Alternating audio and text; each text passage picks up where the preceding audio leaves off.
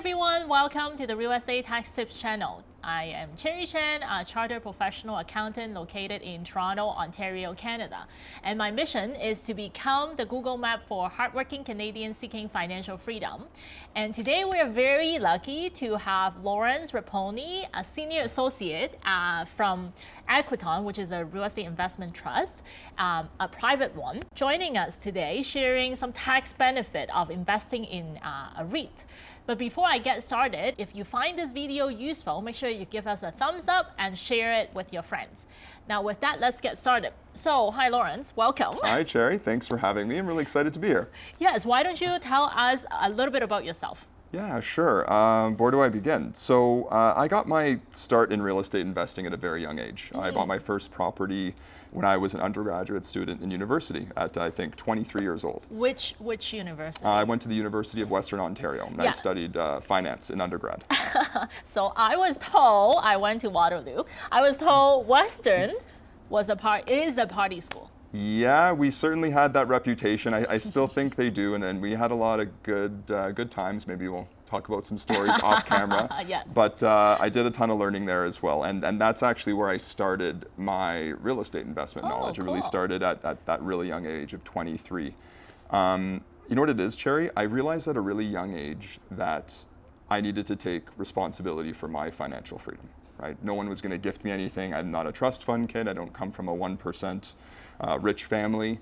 And so it was important to me to educate myself about investing and take a front row seat in that, right? So what triggered you into getting educated? You said that you realized really at a really young age, because I just had two kids, 14-year-old that came in yesterday, helping me out with prepping for Wealth Hacker Conference, came to our office to work for a day.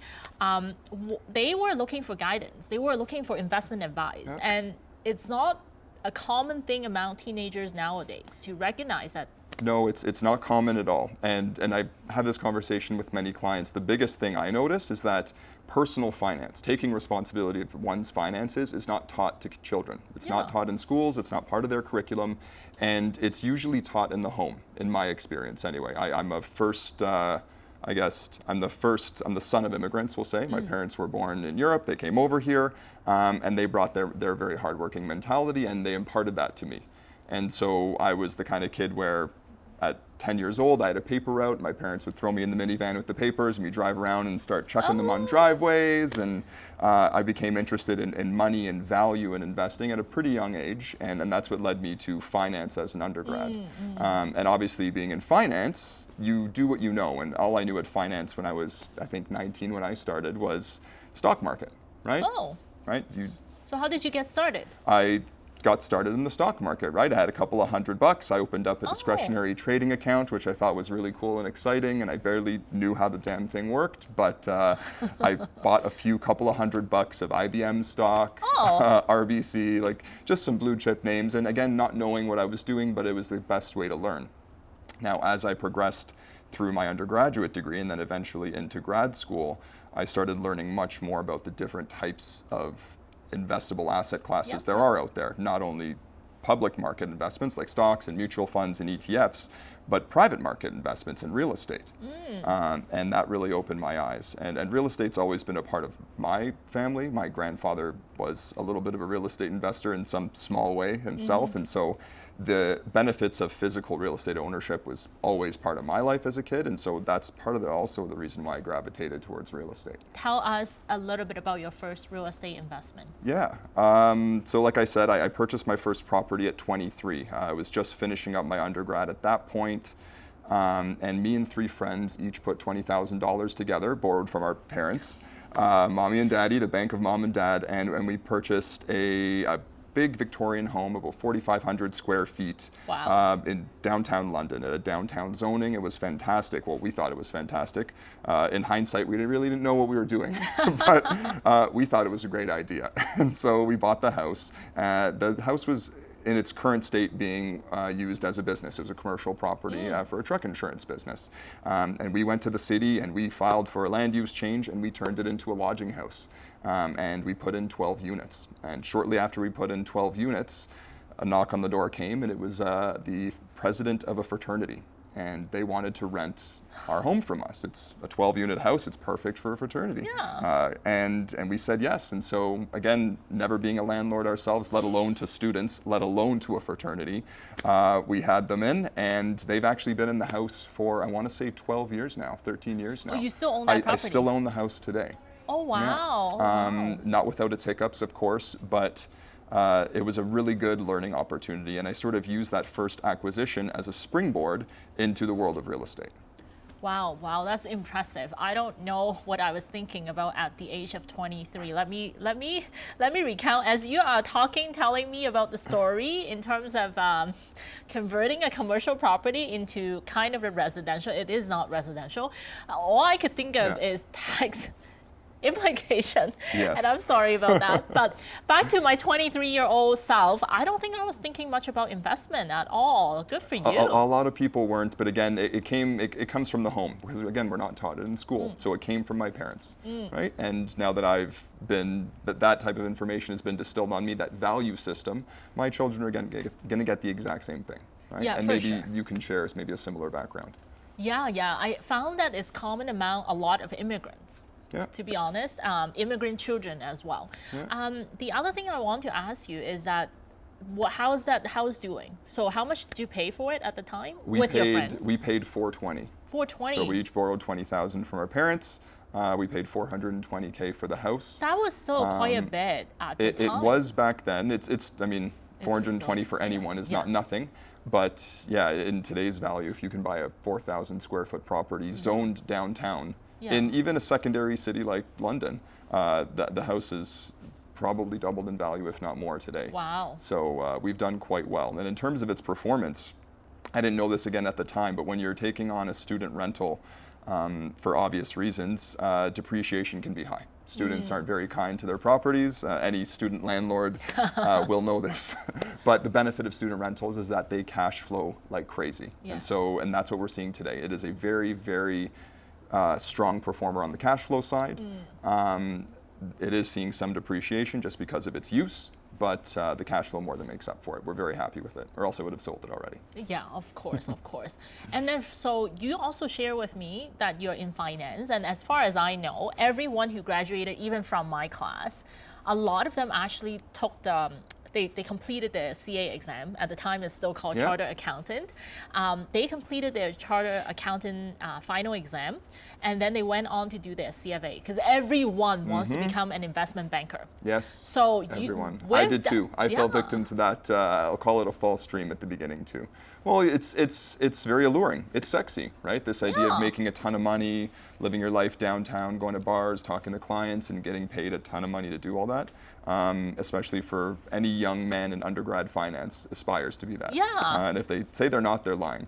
So Equiton is not that though, no, as far as I know. Equiton could not be further from that. I always joke around with my clients that Equiton, it's not a sexy investment. It just works, right? And so what led me to Equiton was really my love of real estate, right? And I learned very quickly once we got in this fraternity that I didn't love the idea of being a landlord. Now, I did continue to grow my portfolio after that. I now own a duplex as well here in Toronto, where I'm from, where we are. But I don't really have a desire to grow my portfolio beyond, 14 units now, 12 in London, 2 in Toronto. I'm a young guy and I have energy and I'm motivated, and I don't want to push beyond that. It just takes up too much of my time. I always tell my clients that being a landlord on a good day is a part-time job, right? And on a bad day, again, especially with student rental, it's worse. I'm sure nobody can relate to that. Nobody, okay? I mean, I could relate to that as in like when I grew up in Waterloo, we used to have all these big firms. So Deloitte, KPMG, the big five would come to our campus and do a recruiting night. Yes. And everyone in our class wanted to get in. Everyone in the program wanted to get into the big five. I'm not a big five accounting firm. I have my own accounting firm right now. We all got attracted to this like big names, and so at that time, I know you got your own personal real estate investment. Did you have any other stock investment as well, or you don't really you must have friends who are also investment bankers. I did, and I do. I have many friends that are working in veins of what I do, so in the private capital markets, but I have friends that are consultants, investment bankers. I also did my MBA in investment management, so a lot of my colleagues have now gone on to these very, I guess, billboard type jobs, we'll call them. I wasn't, after I learned more about the industry and I learned more about myself as a professional and as an investor, I think more importantly, those types of jobs weren't for me. I really found a home in real estate. Because it's something I can see, it's something I can touch, it's physical, I understand it, I know how to value it, and it just made a whole lot more sense to me. So, like, you're not quite an investment banker. Certainly not. Yeah, so I know your hours is not as crazy because I've heard people working crazy hours because they work different markets, also Asian market, and therefore they work pretty much 24/7.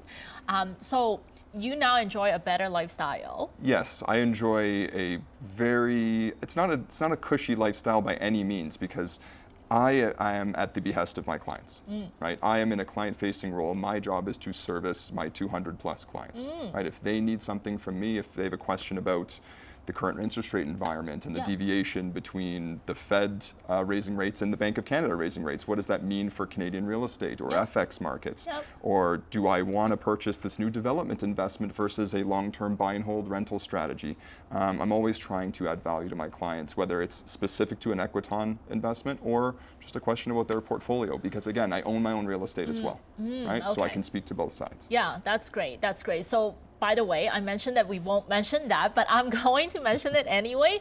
We're going to have you explain exactly how Equiton would choose their, as a private REIT, a bigger player in the market, would choose their own investment in a subsequent series. So stay tuned. If you haven't subscribed, make sure you subscribe so you get notified. Now, back to your own story. You said that you like investing in Equiton. Tell us a little bit about that residential fund. Yeah, for sure. Before we get right into the residential fund, it may be beneficial to your viewers to maybe take a step back and just talk about Equiton in general. Even in my conversations with new clients, it's actually not immediately obvious to people what we do at Equiton as a real estate investment firm. And so at Equiton, we really do two things. And they're two sides of the same coin in the sense that they kind of complement one another. On the one hand, we're real estate investors, right? We raise capital from various sources and we redeploy that into physical real estate assets. But that's actually the smallest part of what we do. The main engine of Equiton, the way we add value to our investors is we are asset managers, okay? We preside over all of the properties that our investors own throughout that investment's life cycle. So when I talk about Equiton as a firm, we're really a team of over 100 employees now, easily, most of which are asset managers, right? And that's the value that we're providing our investors. Our investors are benefiting from the experience and the expertise that our team of property managers, developers, and acquisition specialists bring to the table, right? And that not only can heighten returns in certain markets, but I think the more important thing, and this is very prevalent for today, it lowers risk. Right? Yeah, absolutely. So my understanding is that your personal investment, you actually purchased the fund, one of the fund within Equiton. So you're not just helping your client, but you actually put your own money into the fund. Yes. Even before I took my job on, I'm sorry to cut you off, Cherry, and I do that because this is something that is really important to me. We have to operate with integrity. Right? One of the reasons why I like working at Equiton is because we are operators in good faith. We're very, very integrous and we're very transparent. It's the only reason why I love working at this company. It's the only reason why I'm an investor in this company. And I chose the residential fund for me and my family as our investment of choice. Now, at Equiton, we have two different styles of investments. On the one side, we have our funds, where a single investment in either fund is going to give you diversified ownership across the whole portfolio of assets. And then on the other side of the spectrum, we have our direct investment in land developments, right? It's a specific development or investment in a certain project. I chose for myself the residential fund, and one of the reasons why I chose it, in addition to the fact that it is a very consistent cash flowing investment, is how beneficially it's taxed. Yes, okay. So, before you go into all details about all these residential fund, land development fund, I want to talk about the tax. Because the tax implication to invest in the real estate investment trust has always been talked about. And you mentioned that, contrary to my question, you mentioned that you invested in the fund with non-registered funds. I did. So not your RSP, not your TFSA account. You actually put money into this particular fund outside of your RSP and TFSA. Why? I did. So at Equiton, we can accept investments in TFSAs, in RSPs, RESPs, LIRAs. We can accept all registered accounts. However, I chose my investments, to your point, in non-registered. And the reason why is because of how favorably taxed the residential fund is. Depending on your investment strategy, both in physical real estate and whichever real estate fund you choose, the tax implications are going to be different, of course, depending on the sources of profit. Now, at Equiton and the residential fund, the fund is taxed as what we call 100% return of capital, 100% ROC. Now, the best way to describe how this tax structure works is actually with an example. So let's say an investor goes out and they buy themselves a duplex, right? And they put in 2 tenants in that duplex and they receive 24 rental checks, right? 2 units, 12 months a year, 24 rental checks. Now at the end of the year, all of that income is fully taxable as income, notwithstanding the fact, of course, that you can deduct certain things, mortgage interest, for instance, depreciation on the building, capital cost allowance. But by and large, that income is fully taxable, and it's fully taxable in the same year the income is earned. Now compare that with an investment in the residential fund. You're also going to receive 12 monthly cash payments or distributions from your investment, except at the end of that year, not a penny of tax is owed. How come? The next year, your distributions will go up because our rental distributions increase. Again, no tax owed. The residential fund is taxed such that the taxable event isn't incurred in the year the income is earned. So you're not paying tax at the end of every year when you earn your cash flow. You're paying tax in the year you sell your investment. Okay? Now that has a few implications. Because first of all, you can choose when you incur this tax bill, because you can choose when you sell your investment. For instance, you can defer that investment sale till when you're in a lower tax bracket, right? So in that sense, it's actually quite similar to an RSP, even though you're holding it in cash. The second benefit of the residential fund is that even when you do sell that investment, let's say you hold off for 5 years, you sell at the end of year 5. Well, at the end of year 5, you're going to have to pay tax on all of the cash flows and profits you've earned from years 0 through 5. However, everything is taxed as capital gains. So there's 2 benefits at play here. The first is the deferral benefit. The second is the capital gains taxation structure, and that also applies to the distributions. It doesn't only apply to the capital appreciation. So just to simplify, using another example, because I like to use example, let's say you invested $100,000. I'm just picking random number. Now, so from what I understand is that if you receive like a $5,000 check for 4 years, so you receive $20,000. But that $20,000 at the $5,000 check that you receive in the 4 years is not taxable. And then on the 5th year, if you do decide to sell, that $20,000 that you receive is actually a reduction of the initial purchase price of your unit. The cost basis. Yeah, the cost basis. So you initially invested $100,000 and you reduce it by essentially now you get your $20,000 back. You really truly only invested $80,000. So therefore, when you sell it for $120,000, then the additional $40,000 capital gain that you make is taxed as capital gain. And currently, capital gain is only 50% taxable. And that's why it is extremely beneficial to invest in a real estate investment. Well, it actually depends on how the funds is being operated and how they choose to distribute their cash flow as well. It's not the same every single real estate investment trust fund, right? It's largely a function of the rate of acquisition, the age of the fund, and the way you are depreciating your assets. Right? It's a combination of these 3 things that allow us to deliver 100% return of capital. It isn't a tax benefit that we can deliver for the next 100 years. Eventually it will run out, but for the next, I would say at least 6 to 8 years, we're projecting 100% ROC.